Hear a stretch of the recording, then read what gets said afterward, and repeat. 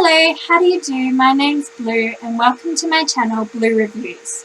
Okay, so I read 53 books last year and here are my top 10 books of 2022. I'm going to go from number 1 through to number 10. I know that's the reverse order of what's normal, but it's what I felt like doing. So in number 1 place, I'm kind of starting off cheating. It's actually a full series, and it's the Live Ship Trader Trilogy by Robin Hobb, which starts with the first book, Ship of Magic. I just adore this series, and I did find the first trilogy by Robin Hobb a little bit of a slog, but this just made it all worth it. There were so many characters that I just really loved or really hated, and the difference from the last trilogy is there's a lot of really strong female characters and some which we have as point of view characters. This trilogy also expands the fantasy world setting, and the world just gets bigger and we learn more, and it's great. I gave the first book 5 stars. I also gave the second book, Ship of Magic, 5 stars, and that was my favourite book in the series. And the last book, I gave it 4 stars, which is Ship of Destiny, but I still really enjoyed it and thought it was a great wrap-up of the series. In number 2 place, again I'm cheating, and I'm cheating even worse. It's a full series, but it's also a reread. I reread the Mistborn trilogy by Brandon Sanderson, and I reread it because this year I went on to read the next trilogy set in this world.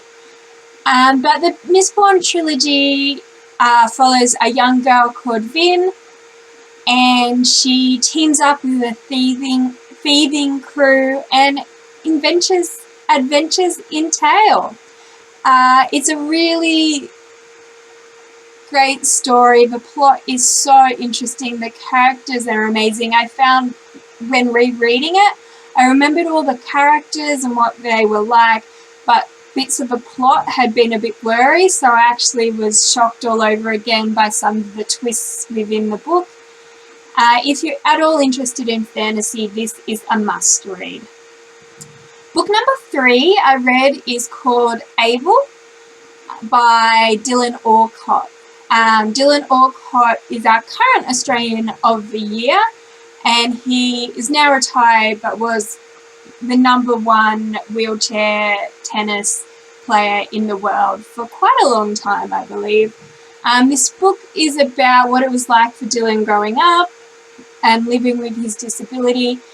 This book made this list because it really opened my eyes and taught me a lot without ever being preachy about living with a disability and prejudices we have about people with disabilities. It made me laugh, it made me cry. I really recommend this book to anyone who enjoys good autobiographies because this was a real treat. I listened to the audiobook, which actually was read by Dylan. Coming in at 4th place, again, I'm cheating a bit. It's an author who's already been on this list, and it's the Tauneyman trilogy by Robin Hobb, which is the 3rd trilogy by Robin Hobb. It goes back to Fitz and the Fool, and despite me not really enjoying the first trilogy about Fitz, I really did love this one. Obviously, I didn't love it as much as the Ship of Magic and the Live Ship trilogy, but it's definitely enjoyable read. I gave the Tauneyman 5 stars, and I gave 4 stars to book 1 and 3, which are respectively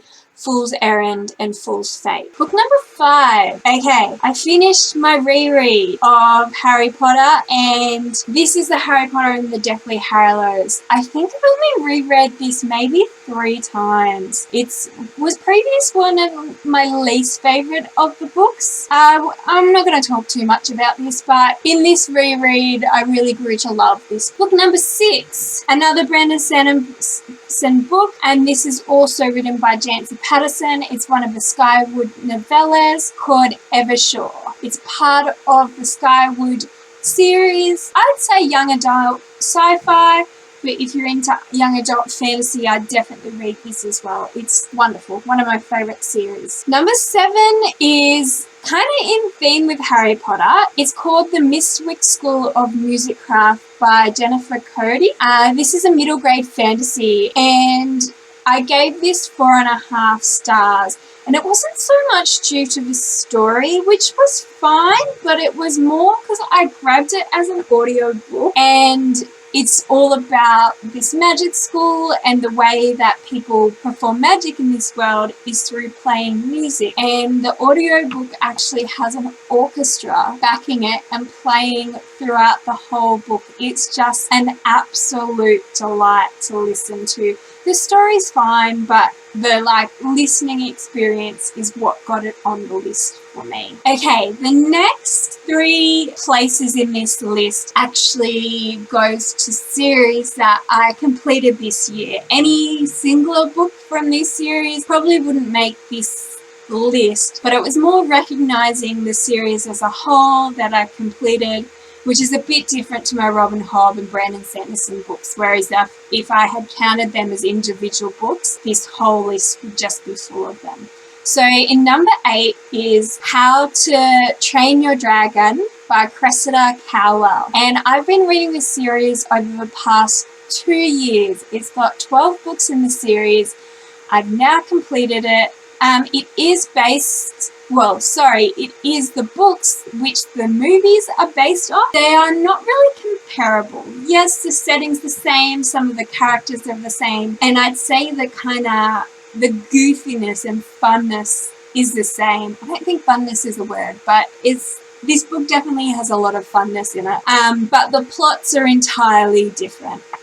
It's just a light-hearted middle grade fantasy series. If you're into that, pick it up. They're a lot of fun. Number 9 is Warrior Bard series by Juliet Marillier, and I flew through this trilogy, or 3 books, in about a week or maybe less, which means I really like them. It follows some people in their late teens who are warriors as well as bards, and they get hired on missions and they go investigate and put things right. You know, they have to look into the mystery and see what's going on. There's a bit of folklore in these books as well, so if you're into fantasy series with a bit of folklore, I would recommend these. I gave the first book 3 stars, and the second book 5 stars, and the third and final book I also gave 5 stars. Okay, and the last series I'll mention is Spellslinger by Sebastien de Castell, which is a series that follows a kind of outcast teenage boy. He's a spellslinger, so a bit like a magician, but and it follows him and his companions as he's kind of pursued all over the fantasy world. It's a fun series with really great characters. I gave each book in this series 3 to 4 stars, and I've read the 6 books in the series as well as 2 novellas which go along with the series. So alrighty, so that's my list for 2022. If you've read any of these books, let me know, and have a lovely day.